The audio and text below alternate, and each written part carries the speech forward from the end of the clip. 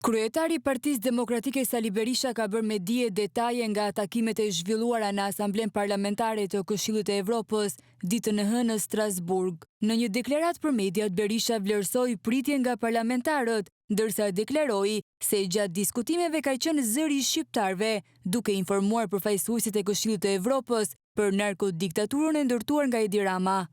Pata një pritje shumë miqësore për zemër. Ishte një kënaqësi që unë dje isha zëri i të gjithë shqiptarëve në atë institucion, zë që ka munguar kaq vite. Por duhet të them këtu, ishte një kënaqësi shumë e veçantë. Mbas të themi pothuaj skandalit ndërkombëtar të Edi Ramës, çka kishte detyruar në një akt të pashembullt me një lider europian, kishte detyruar drejtuesit e këtij institucioni të anullojnë darkën zyrtare të parashikuar për kryeministrin e Shqipërisë, mbasi ai nuk meritonte, nuk ishte ide për këtë darkë. Por tani po informoj shqiptarët se unë dje aty isha zëri i tyre. Zë që u paraqiti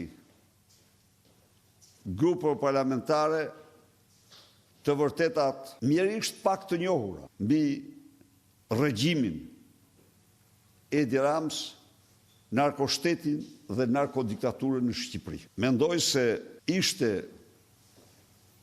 shumë e dobishme dhe e domosdoshme që parlamentarët e grupeve kryesore parlamentare, siç është grupi i Partisë Popullore, në këtë institucion të mësonin me dokumenta faktet pa kundërshtueshme të vërtetat e narkoshtetit të parë dhe të vetëm në Europë. Në këto takime bëra historiku me shkurtër të kanabizimit të Shqipërisë, me të cilin u hodhën themelët e narkoshtetit. Për burgosin e liderëve të opozitës, Sali Berisha ka informuar Komitetin Antitorturës, të cilëve u janë vendosur në dispozicion të dhëna se si ish presidenti Ilir Meta është dhënuar gjatë arrestimit. Pata një takim të veçantë në Komitetin Antitorturë e informova për gjendjen dramatike të burgjeve dhe jo vetëm burgjeve, për torturën që ushtrohet në komisariate, që ushtrohet në qeli, për serialin e vdekjeve të rive shqiptarë si kur ndonjëherë, me potencialin më të madh të helmuar nga droga. I vëmendje veçantë ishte këtu tortura publike që ata i bën ish presidentit, ish kryeministrit, ish kryetarit parlamentit Ilir Meta. Këta zotëri informova, sikur informova edhe audiencën e grupit parlamentare, se shqiptarët kanë humbur përfundimisht parimin e prezumimit të pafajësisë. Për deklaratën e Kaja Kallas, lideri i opozitës u shpreh se shefja e BE-s për politikën e jashtme nuk u investua në mashtrimet e shefit të qeverisë për integrimin në Bashkimin Evropian. Edi Rama u përpoq ta asocioj mashtrimin e tij me praninë e përfaqësuesës lartë politikës jashtme të Bashkimit Evropian dhe për sigurinë zonjës Kallas. Po ajo mbajti vendin e vetë dhe qëndrimin e vetë.